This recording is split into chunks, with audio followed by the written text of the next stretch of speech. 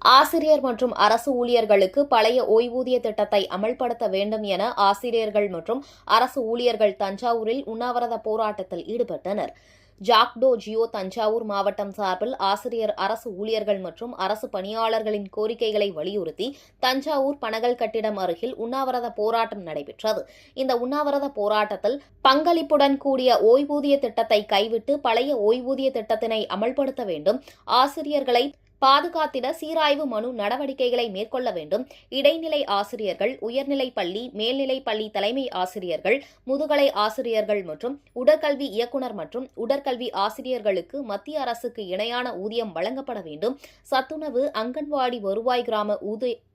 வருவாய் கிராம உதவியாளர்கள் மற்றும்